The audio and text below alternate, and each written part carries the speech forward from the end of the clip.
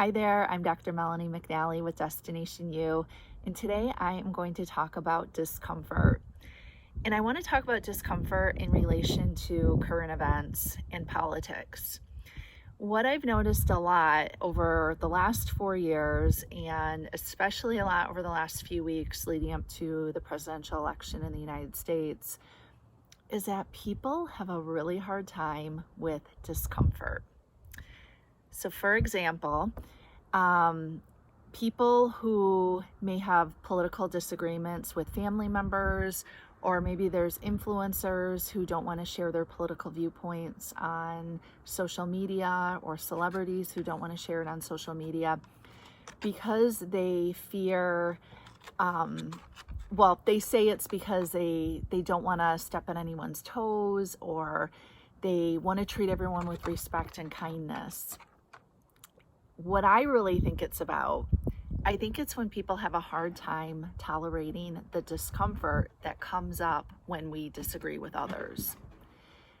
So, for example, in therapy, a lot of times the therapeutic relationship includes discomfort, and therapy itself calls for discomfort. What I mean by that is a client sometimes has to be confronted on the way their behavior is not aligned with what they're saying they want from life. They might identify long-term goals or short-term goals, and then their actions and their daily habits are completely misaligned. And that requires some confrontation from the therapist. The therapist has to point this out to them. And sometimes it's really easy to do because sometimes it's really benign sorts of things that are easy to point out. Sometimes it's really hard. It's really uncomfortable because the therapist is somebody who's on the side of the client. You know, I'm there for my client. I'm there to support and coach and cheerlead. 100% I'm rooting for my client. But sometimes I have to confront them about things that they may not want to see in themselves.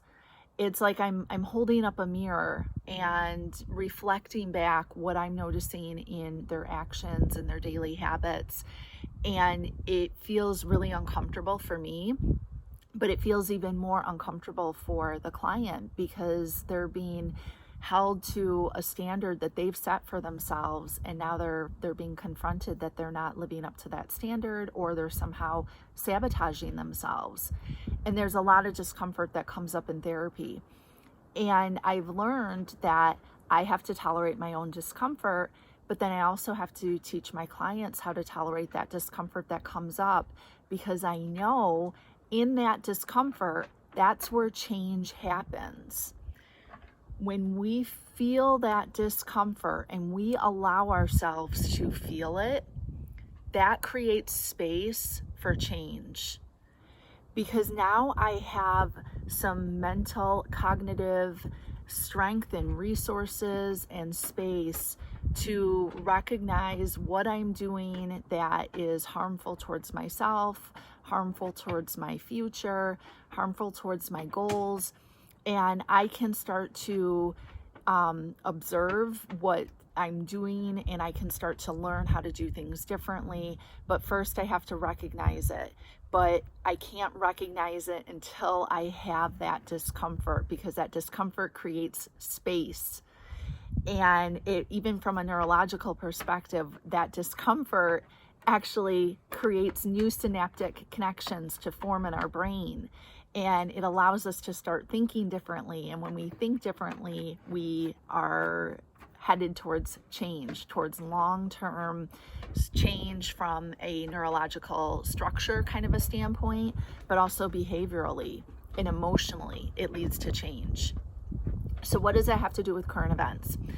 When I see influencers or celebrities or even other therapists online who don't want to acknowledge their political beliefs, or they don't want to stand up for what's right, they don't want to speak out against white supremacy, they don't want to speak out against all the awful things that Trump has done in his administration with putting kids in cages, separating kids from their families at the border, all the work against the LGBTQ community, all the things against women's rights, against Black people, brown people, all of these awful things. When people don't want to speak up against those things in their personal life, in their professional life, in their social media life, oftentimes they don't want to do it because doing so would create discomfort for them, and they don't know how to tolerate that discomfort. So instead, they'll hide behind things like, I don't want to alienate my community or my followers, or I want to treat everyone with kindness. And I feel like that is a mistaken belief, and that's a lie that people say to themselves so that they don't have to create discomfort within themselves, because they really don't know how to deal with that. And that's very dangerous, as we've seen from the past 4 years, when people can't tolerate discomfort, when they're not speaking up against atrocities towards human rights and towards humans. Where does that lead us? That leads us to a fascist, government. That leads us to all kinds of human rights violations, and that's not okay. And so people need to be able to tolerate that discomfort. And so that might mean when, standing up for what they feel is wrong, when learning that children are being kept in cages at the border, speaking out about it on social media, or showing up at a governor's office or a state representative's office, writing letters, sharing things on social media, and then understanding that other people might resist and might not be comfortable with that. Family members might not even be comfortable with that. And knowing that that's okay. There's some discomfort here that's going to happen, and that I can tolerate that discomfort, and so can the other person.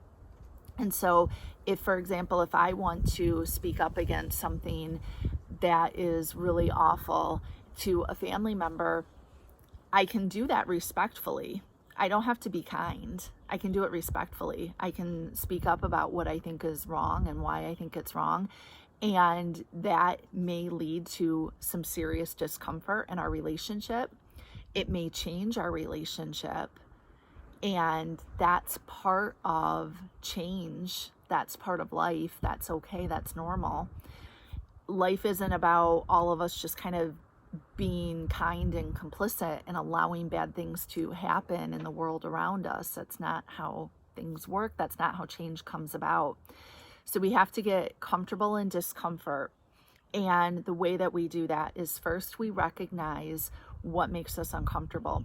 So if I'm at a family get together and, somebody says something really racist, I'm going to first recognize, okay, maybe this makes me feel a little uncomfortable, because I know I'm about to use my voice. I know I'm about to say something, and I might shake. I might feel really hot. So first, I'm just going to recognize the discomfort in myself. I'm going to take a nice, slow, deep breath to try and reset my central nervous system a little bit. I'm going to be okay with whatever kind of symptoms of discomfort that come up for me. So if my voice shakes, if I get really red-faced and hot, that's okay. I'm going to recognize that those symptoms aren't going to kill me. I'm going to speak up to the other person in a way that's respectful, but I'm going to say, that's not okay. I'm not okay with you making racist comments. I'm not comfortable with that, and that's totally not okay in my house. And if you're going to continue to speak like that, you are not welcome here. And if I say that to a relative, they might also get really uncomfortable. And that discomfort, that's on them. That's for them to deal with. That's for them to tolerate. It's not for me to fix as a human, as an individual. That's for them to figure out how to deal with. And if they decide that, okay, I'm just going to leave, you're a jerk or whatever, then they're more than welcome to leave. They're more than welcome to walk out. And if other family members are going to get mad at me for speaking up, they have every right to their feelings. They have every right to behave and act the way that they want. it doesn't mean that I have to change or I have to stop what I'm doing. So I can tolerate my discomfort and I can use it to speak up, but this is so essential. And I'm really saying this as a white woman because, as we've seen from the exit polls, that a lot of white women voted for Trump. I don't know how that's even humanly possible, but it is. And I think that white women in particular have a really hard time with dealing with discomfort.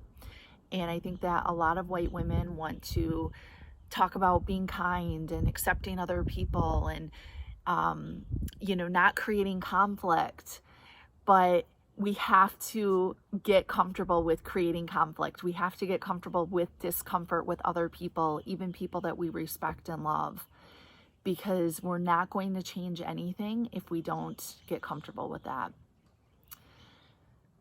All right, that's my 2 cents on kind of the way things are right now. I feel like this is just a huge issue.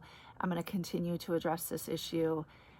Feel free to DM me or comment on this video if you have any questions or comments yourself. But I will see you next time.